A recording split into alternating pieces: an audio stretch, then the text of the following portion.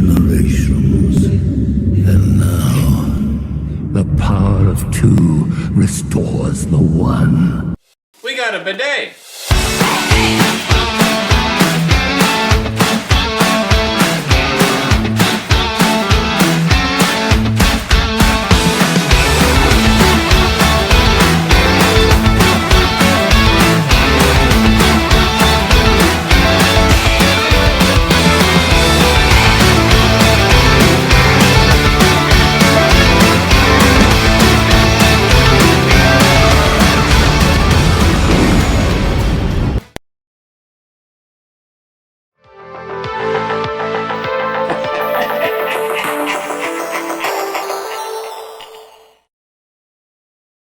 Hey everybody, and welcome back to another video. In today's video, we are doing our Shoot the Sheev for the month, which is where we talk about the latest Star Wars news that happened within the last month. We got a good handful of things here for you. There's one of them that I'm actually really excited to talk about that just happened a couple of days ago. So let's kind of get right into it. We're going to start with movies and shows. We'll get the obvious one out of the way, right? Skeleton Crew debuted this month. I would say from us, very positive reception um, from the media. I don't think I've seen hardly anything on Twitter that is bad about this movie. I want to go on to say that I haven't seen anything bad about it, but I'm sure there's one or two people out there that are, being dumb. But um, what do you think of the show so far? I like it. I think it's fun. It's not your most traditional Star Wars, but it has a Star Warsy type feel to it. And I haven't seen anything bad in the media either. Not to say that there aren't bad critics out there or critics that don't like it or whoever, but um, they seem to be switching a lot more of their advertising from Acolyte to Skeleton Crew. And I would say the comments are really more neutral, if anything. I haven't seen a whole lot that's like overly praising the show, but I haven't seen anything that's like really overly negative either. Yeah, that's fair. Um, I think like I said, I've seen way more positive things than potentially any negatives. I think you're probably right in that a lot of them are more neutral. They're just saying like, it's Star Wars Goonies, which is what has been said all along, and people are just saying like, it's a good show. I don't think people would argue that this is going to save Star Wars by any means because, they've had a couple of trips along the way, but it is at least something that's enjoyable. It has positive vibes for Star Wars right now in the media, and that's kind of what they need, right? Especially maybe they can start the new year with some positivity. And if you've been watching the show, they've had some pretty interesting cliffhangers. There's a lot of cool mystery that's surrounding the plot of the show, and honestly, I'm just super excited to find out, what is really going on with everything that they're um, interacting with. One thing that I really like about this show compared to The Acolyte, and I don't want to bag on The Acolyte too much because I'm sure we've done that enough already, but it seems like the characters' motives are genuine. Yeah, which is fair because in The Acolyte, it was back and forth, nice abs, back and forth, basically. So You didn't like seeing those abs? I just thought it was a little out of place, but It was a very awkward scene. It was like, wow, is this are we watching the Hallmark Channel right now? Or well, the is it scene Star Wars? the scene didn't even make any sense in terms of the context of what was going on. Like the reaction of the characters didn't seem to be believable. But like you said, that we're not here to talk about the Acolyte. Um, something that I thought was a pretty shocking report. Um, the Acolyte. So maybe a guessing game for you here, Sarah. All The right. Acolyte came out to be about $230 million budget. How much do you think is season two of Andor? Well, didn't season one they put in a ridiculous amount of money, or am I thinking of Acolyte? The Acolyte was the highest season thus far. Okay. Um, Mandalorian, for example, was super cheap. What is super cheap? Like 150? Let's see what they have. I don't remember how many episodes they had, but they averaged like 15 million an episode, which was way down compared to the Acolyte. All right. Um, I'm gonna guess you said Andor was 280 or Acolyte? Acolyte was 230.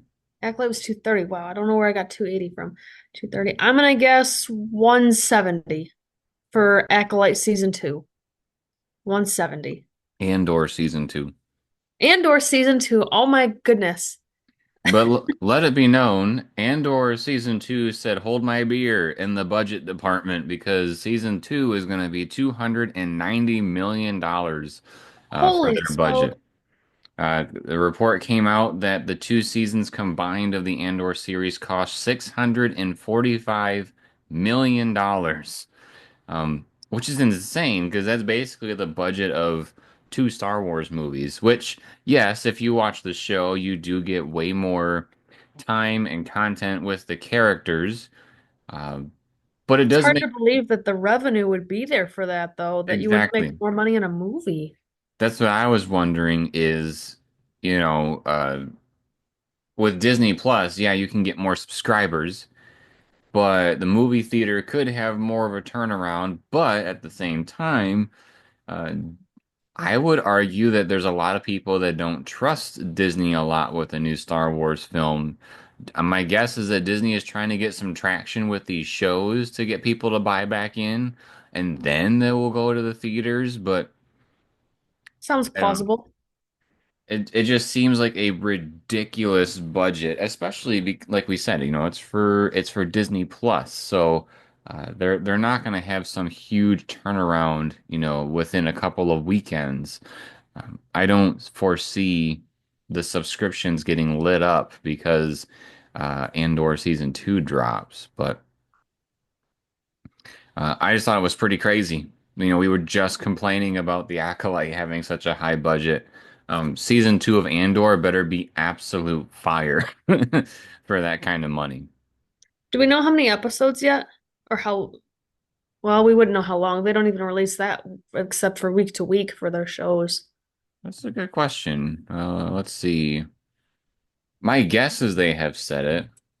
My hope is that higher budget means more content, not these like 6 or 8 episodes and only 20 minutes apiece. They But are supposed to be 12 episodes. that's quite a bit. Looks like, and this is just from a very quick Google search, is that they're going to be four 3 episode arcs that kind of jump around in the time, potentially. Because remember, I think they had plans for 3 seasons, but then they were told, hey, we only want to do two. And so they had to like completely redo the timing of everything and compensate for, what do they not want to put work into? What do they want to keep? And so hopefully this is kind of like the greatest hits of what those 2 seasons were supposed to be. Yeah. Well, and from what I can see, or from what I re can see slash remember, is that the so Andor season 1 was 10 episodes, I believe. Yeah, I think so. I think it was three, three, three, and one final And it one. has a total runtime of approximately, where did I see that?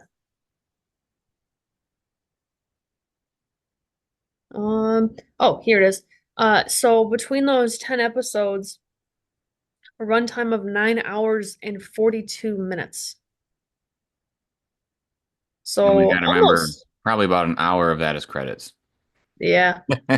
Granted, I'm getting that from the AI overview, so that might be a little fudged just because it says the episodes typically ran 38 minutes to 57 minutes. Well, if even one episode was 38 minutes long, you can't have 9 hours and 42 minutes of content. You're going to be short Yeah. between 10 Well, episodes. So also, take it with a grain of salt. to be fair, if we're Andor season 1, that was probably the most consistent show that was about 42-minute runtime every single time. Right. Oh, it was So 12 episodes. Okay, that makes more sense. season one? Yes. Oh, Yeah, season one had 12 episodes. well, But maybe yeah, I. the point that I'm trying to get across here is that the episodes are longer than most of the Star Wars TV shows we've been seeing lately. A lot of them lately have been in like the 20 to 40-minute range, where 40 minutes might be a really long episode. And with Andor, I think most of the episodes were like 35 plus minutes. Yeah.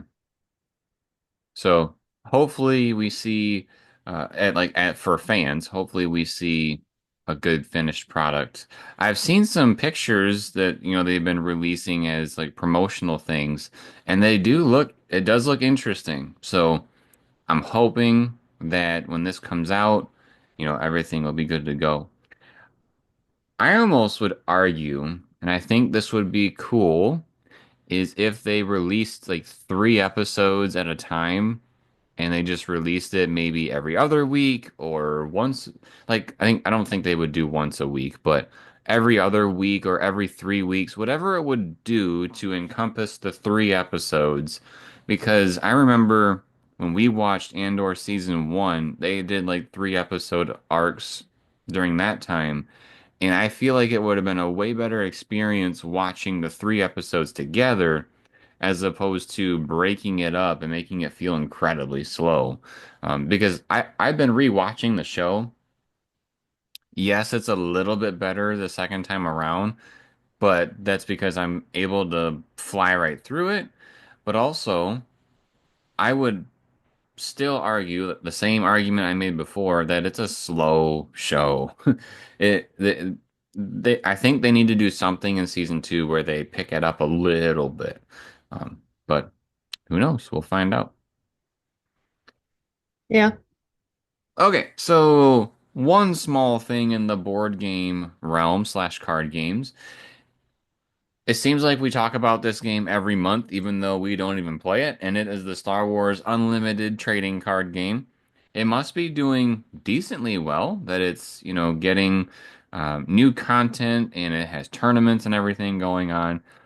It's a game I would love to try, but at the same time, I can only put my money into so much as far as this collecting goes. But it was announced that in March there will be a new set release called Jump to Lightspeed. Now, when I looked at the promotional pictures, the two characters that are featured on the front are Thrawn and Hera. So it makes me wonder if when the starter decks come out, are those going to be the two characters that are going to be there? I don't know because I haven't seen them, but definitely would pick Thrawn in that situation.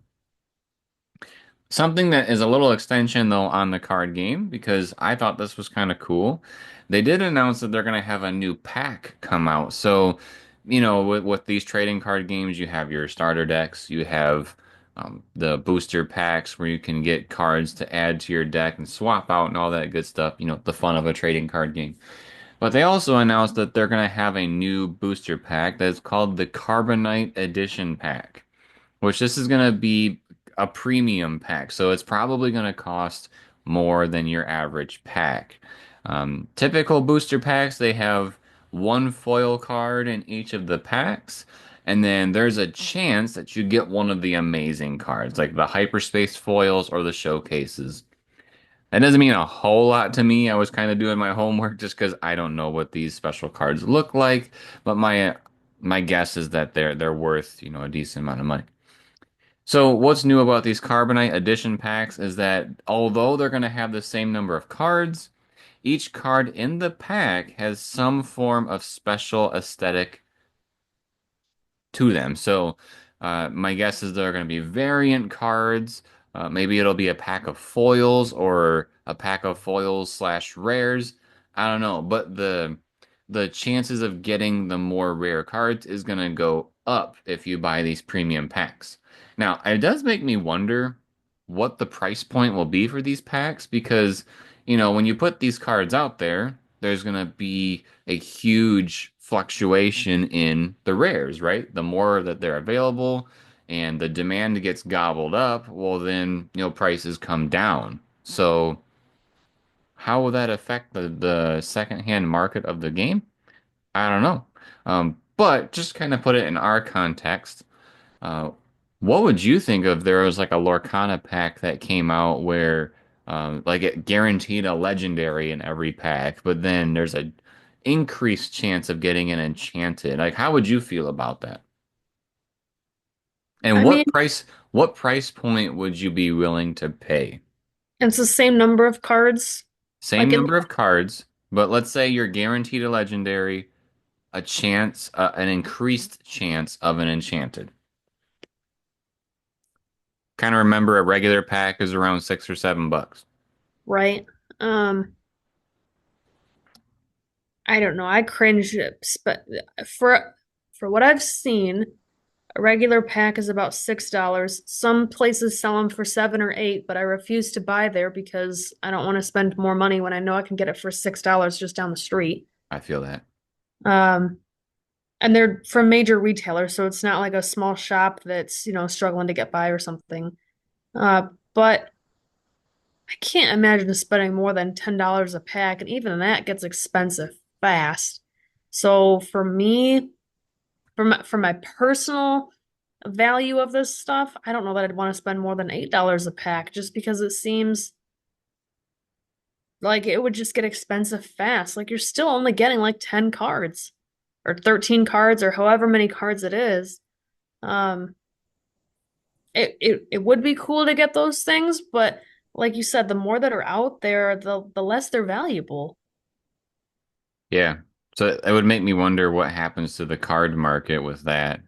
I, Um, I'm, I I almost feel like it would have to be beyond that price point that I'm comfortable with to make the value of those special cards stay true. Like maybe it's $15 a pack or something, where it's more than double, but that way they're ensuring that like the special legendaries or whatever stay more rare. Even if it's an increased chance in those packs, the packs are so expensive that the general average family of, where their kids are collecting them, they're not going to want to afford that. right. I looked it up to see some of the pricings on this stuff, and I went to Amazon.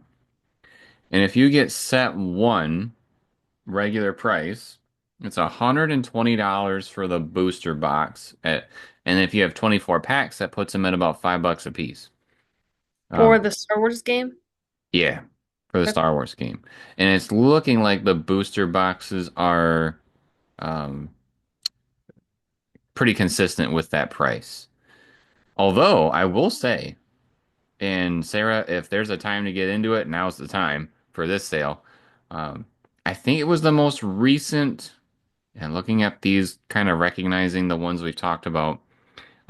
If you remember, Twilight of the Republic came out, and that had to do with the Clone Wars and stuff. Right now, if you want to buy a booster box of that with 24 packs, it is half off on Amazon. So it's like 60 ooh, bucks as yeah, of the time of this filming. So um, I think that's a really good price in my that's opinion. crazy. The set one is discounted to 106. Set two is discounted to 85. Set three, like I just said a second ago, is discounted to 65. Hopefully that doesn't mean that the game is dying. Um, that would be pretty sad. Those are crazy prices. Now I'm curious if Lorcana has anywhere near that good of deals, just to kind of compare. Surprisingly, yes, you can get a booster box of Ursula's Return, which is from Lorcana, for $96. Now, it's not that $60 you were talking about, but that's still significantly cheaper than the average retail price of what is it, 120 or 140? I'd say around 120. We just went to a game store not too long ago, and that's what it was at. However, if you want set one, which is what a lot of people want, you see that price? Four- I did not. 400 bucks is on Amazon, which could be just some crazy seller, but Oh, there it is. Yep. I will say Set one is very hard to come by. It was very hard to get when it first came out, and although the company Ravensburger is trying to, make that available again, it's still really bad. But um, yeah, so Even set two, which was Rise of the Floodborn, that's at 177. yeah, but yeah, I don't know. I think it'd be cool to try the Star Wars game, but again, like I said, lots of money, especially if we're trying to keeping up with Lorcana. I recently got Sarah interested in Yu-Gi-Oh, so we've been checking that out a little bit. We haven't splurged, I would say, but um, yeah, fun stuff. So let's switch over to video games. One of the things I thought was kind of interesting, and it's kind of like if you have been a Star Wars fan for a while, you probably appreciate this more than the youngins that are going to be exposed to it. But in Fortnite, there is going to be a new Darth Vader and a new Stormtrooper skin being added to the game. Now, what is it? It's Samurai Vader and Samurai Stormtrooper. So again, if you've been around and you know, you're I would say a decently big fan to recognize those things. Um, it probably means more to the adults in the room for Fortnite as opposed to the kids. I haven't asked my nephew what he thinks about it. Maybe I'll do that later on, but uh, I would be curious to see how that ends up doing from a marketing standpoint. Like, is it going to sell well? Are the adults going to open up their pockets for that? Are the kids not going to open up their pockets? But I don't know. Have you Do you seen think the that the kids, Samurais? no, do you just think the kids aren't gonna know who it is so they won't like it? Because I don't know what it looks like, but it sounds cool. I wonder if kids would rather have the like regular Darth Vader. Unless they don't know any better and they just think it's cool, but I don't know. Even me as a Star Wars fan, I wouldn't put my money towards this. I've never really been a big fan of the samurai versions of the characters, but Well, let me just say, based on our nephew's liking of Fortnite and the characters that he enjoys and whatnot, several of them that he is a fan of, I'm assuming because his friends are, they're people he doesn't even know in real life. Like, what I mean by that is, for example, Mariah Carey just got put into Fortnite. Now, I'm not saying our nephew is a fan of Mariah Carey because of this. I'm just using this as a recent example. But he probably didn't know who she was outside of Fortnite, but because she's in Fortnite, now he knows who she is. And there's tons of other famous people that joined Fortnite that he now knows only because they're in Fortnite. So while he might not know Samurai Vader from before or outside of that, all it takes is, one kid to like it, and now everybody's got to have it. yeah, that's true. I don't know. I'd be curious to see how that all pans out. Would you purchase a Samurai Vader slash Stormtrooper? I'm They not real they big do on have a purchasing. different look. They do have a different look. It's not just like Vader comes out with a katana or something, but he does have a different outfit that is like samurai inspired slash Vader. Yeah. I'm not real big on purchasing skins. I have purchased a couple, but I'm not somebody who tries to collect tons of them. I would really have to depend on if I think it looks cool or not. I don't really have a preference of classic versus non-classic. I just want to know if it looks fun. That's what I would look for. Fair enough. Fun or cool, because sometimes I guess some of them, they can look pretty sleek, but they're not necessarily fun. Yeah. I used to be like when we used to be big into Fortnite. I every time there was a Star Wars skin, boom, I had to have it, and so I bought it. Especially since I didn't put much money into the game, and we've gotten so many hours out of it. But uh, as of lately, I'm pretty sure I've missed a couple as of late. 'Cause I think they had an Ahsoka season or something, and I didn't get that skin. But I will miss out on this one. Now, a story that I just heard about that was released a couple of days ago that I think is super exciting, and I'm hoping to be able to play it and check it out. So there is a creator that does fan projects. Their name, I'm hoping I pronounce this correctly, is Master Link UI? Link UI? Like Link, like from Zelda, and then UI, Link UI. But this person makes fan projects of basically old video games. And supposedly, this creator made a um, Sega version of the Star Wars Holiday Special. Basically, took the what was used for the Super Star Wars Super Nintendo games and took that style and made it for the Holiday Special. Of course, can't make any money off of it, right? But if you choose, you can donate to the person for the project. I have not downloaded it yet, but what I did see is that you can choose to say no for down or for donating, or you can do like $1 or whatever you want. But from what I've seen, I would like to check it out at the bare minimum. So, did you play any of the Super Star Wars games back in the day? Not that I recall, no. I was more of a like a Zelda type fan or Sims, like I did Sim City, Sim Ants, and all those types of games. Gotcha. Yeah, so this is for those of you that don't know what those games are, the Super Star Wars. They're side scrollers essentially, but they're all Star Wars. When you do like flying sections, those are not side scrollers. They some of them from back then. I can't attest to what's in this game currently, the holiday special. But there were sections that were like 3D, kind of the first of its kind, where you fly around in different environments and have that 3D perspective. From what I've seen from the trailer, they have the more classic, like the ship is down here and you're heading upwards and you're like shooting things as you go back and forth. Kind of like say Galaga? No, not Gal. Is it Galaga? That is one, yeah.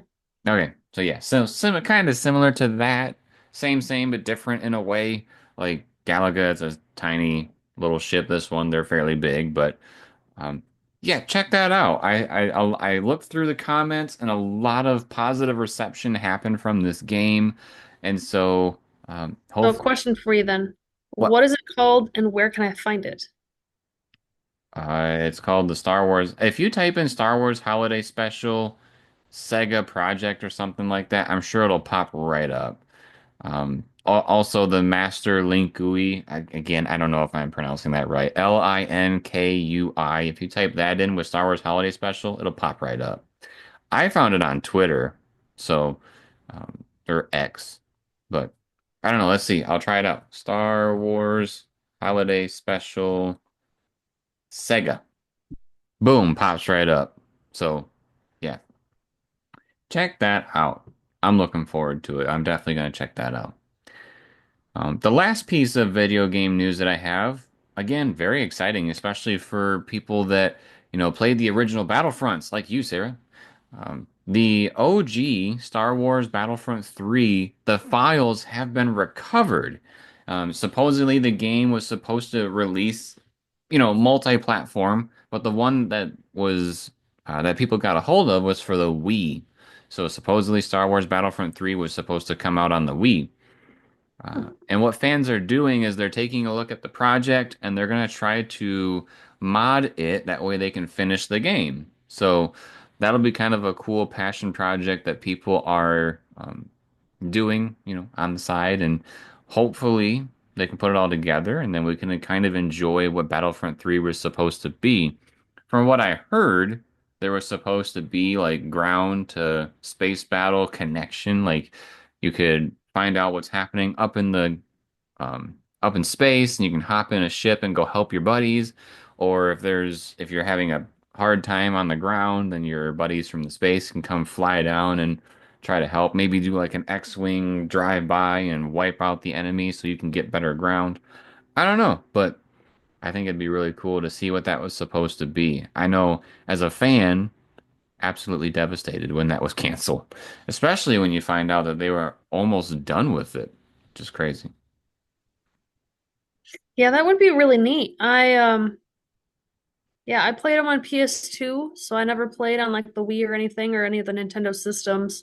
I don't Uh, think it was released on the Nintendo system. Like, I feel like this was going to be the debut I for the gotcha. mainline series. That would make sense. Um, yeah, that'd be really neat to see. Yeah. All right, the last thing I got for us today, something that I think is cool and wish I had more money to do stuff with. Lego Star Wars sets that are coming out in January that were announced. And it seems pretty obvious because like when we went to the stores a couple of days ago, and the shelves are absolutely wiped of the different Lego sets. So between the Almost like we holidays, just went through Christmas. right, but between the holidays and probably taking them off the shelves for pallets, like how we do unboxings for pallets, check those out. Um, we've noticed from where we get our stuff from that they've had a lot of Lego sets come through, so it makes me wonder if a lot of them are being pulled from the shelves and making room for these new ones. But some of the new ones that are coming out, we will be getting a Grogu set where he's in his little pod thing. Kind of like I'm assuming the size of it is going to be kind of like the Yoda that was released with his lightsaber.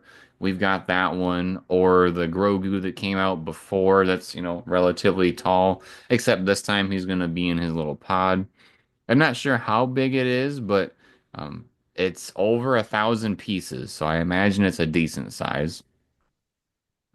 Let's see. As far as ships, we got the Arc fighters, which are the ships that the clones flew in the prequel trilogy. They're what I would call the early stages of an X-wing, essentially. Looks like we got a Jedi Starfighter coming out. I don't understand. I don't know whose it is. It's red, but I think I see Anakin in the picture. I don't have the names on here. I'm just kind of guessing based on some of this stuff, but that's going to be coming out. And then there's a series of ships that have started to come out as of recently where they're like the big flagships, but they made like them on small scale. They had the Separatist one out for quite some time. But the new ones coming out are going to be the Republic cruiser. So they just had the Separatists. Now they're going to have the Republic. So you can put them side by side and do your whole little scene that you want to do. But the one I think is more interesting is they're gonna have the Home One Star Cruiser from the original trilogy, which is basically the big Star Cruiser that the Rebellion had in the Battle of Endor, and it's gonna have like a little side ship that you can connect to it, so it looks like the big ship is flying, then you have other ships in the group going along with Nice. it. So. They're neat. Uh, I wouldn't say that we'll probably pick one up just because we are very pick and choose on our Lego sets just because they are expensive. Um, if you were to pick one out of those, Sarah, which one do you think you would pick? Ooh, So um, again, we got Grogu in the pod. We got the Arc Fighter, which is a Clone Wars ship. We got a Jedi Starfighter, which is another Clone Wars type ship, but only the Jedi flew them. And then we have the two mini Star Cruiser ones, the Republic ship and the Star Cruiser. yeah, I'd have to go for the Grogu one. I feel like that's going to be the one that is going to look very cute and adorable. And I'm not real big on the ships unless it's one that I like really recognize. And I gotta be honest, most of those I don't really recognize. And what I mean by that is like it's got to be like the Millennium Falcon or like the Death Star, like something that's really obvious to me for me to want to grab it. There is heavy rumor that there's going to be a new Death Star set that comes out, and it's going to be the most expensive Lego set ever. Oh man. So we'll have to Well, see if that comes to fruition next year. I don't know that my budget will account for that, but Yeah, we haven't bought any of the Death Star ones. They're really cool, but like, what is it? What was it like $500 or something for the one that came out not too long ago? I don't remember, but I'm not sure. But either way, that's a lot of money. I don't think we've spent over $200 on a Lego set. I think that's probably accurate. So that's kind of our niche. I know we got the Jaws one not too long ago, and that was a fun build. Um, It actually had some things in it that I'd never really experienced as a Lego creator, like using rope and stuff. But I don't know. We'll have to see what other sets come out. There is another heavy rumor. Of course, I love rumors. Um, there's another heavy rumor that there will be, like, you know how they have the character, like the Grogu one here that we talked about. Um, there's heavy rumor that there's going to be an Ewok one this year. So if that comes out, of course, as you just saw, Sarah's eyebrows lit up. We'll probably be getting that one. I didn't know my eyebrows could light up, but yes. Yeah, they went from they shot right up. But yeah, so some new Lego sets to look forward to in January. There's going to be new ones kind of peppered in throughout the whole year. So if you enjoy collecting those, uh, enjoy. So anything else you want to talk about for Star Wars for the month of December? I guess just a side note, something that I've seen recently is the Black Series figures. We are finally escaping some of the old figures that have been on the shelves for forever. Zori, I'm looking at you, girl. I don't know why they made so many of her and they just didn't sell, but we're finally getting to have some new ones on the shelf. They might be a little behind of the times, and what I mean by that is like I've seen some from like the Ahsoka TV show. Um, that's the first one that really comes to me that I've seen characters for. But like that show came out a handful of months ago, so it's kind of weird that they're just now showing up and not when the show was premiering. So I feel like that's when the excitement would be the most. But regardless, I'm still excited to finally see some new product. And I feel like the prices have finally settled from the COVID inflation. We were seeing prices on those climb anywhere from 25 to $28 was starting to be like the new retail for these things. And now I'm seeing them capped at 25, some of them back down to 22. And every once in a while, we're actually seeing sales where they're cheaper than that. So more new product and stopping the inflation on these things. I think both good things to see. I would say the Black Series figures are also a good thing to bring up because I feel like they're having a little bit of an identity crisis when it comes to the packaging. If you remember, they started off in like rectangular boxes, prisms maybe, um, and then they went to like a trapezoid box where it wasn't just 90 degrees on the corners. They had like a slant with a picture on the side. And But then we went now to they plastic. Hold on. We went to plastic free for a little bit there, and now we're back to the plastic again. Yeah, it makes me wonder if the plastic free ones just didn't sell. You know, I'm slightly uncomfortable not knowing the condition of that figure in the box if it's plastic free. But Well, I feel like if you're buying something that you don't plan on opening and you go plastic free, you're really just paying for a picture. You're not even paying for the doll at that point. wow, action figure. You know what I mean? Because I think of like Disney has done this with their dolls and Yep, stuff too. I don't, sorry, I take it back. I didn't mean any offense by it. I love action figures. I have some myself. I just meant I don't want to pay for a picture. I want to pay for the actual item. right. But this identity crisis that I'm talking about is that, we had that rectangular box, we had the prism or the trapezoid, sorry. We had the trapezoid. And then now they're basically mixing the two together. They're having the like paint job of the trapezoid stuff with the style box of before. So now they're back to their rectangular boxes, but with basically the paint job of the new figures, and then back to plastic. It's no longer plastic free. Because the reason why we know this is recently they dropped a whole bunch of Acolyte figures. They've also dropped figures from Oh, Skeleton Crew, and there's actually a handful you've from seen some from Endor. Skeleton Crew? Yeah, I saw Jod at GameStop. Oh, wow. Okay, nice. Yeah, I wish I would have seen some of the other ones, like Brutus. I would love to find him somewhere, but I feel like if you found a Neil, you'd have to pick him up. yeah, which is crazy. Like thinking about the Acolyte show. The only figure I would probably go for is the villain with the helmet on. Like that's the one that I'd be like, okay, if I'm gonna buy one, that'll be it. Skeleton Crew, I want one of everything. Like I want all the kids, I want Jod, I want Brutus. They're super fun and enjoyable to hang with every Tuesday night. So that's a good thing for Hasbro. Yeah. And I'm sure, well, I don't know. I would think younger kids probably gravitate to the cheaper figures as opposed to Black Series, but kids are going to be identifying with these characters a lot more too. So they're going to want be like they'll be going down the aisle in the store and say, "Oh, Neil or Wim or Fern," and they're just gonna, point to their favorite characters and see those flying off the shelf. Now, mind you, I've only seen one Jod.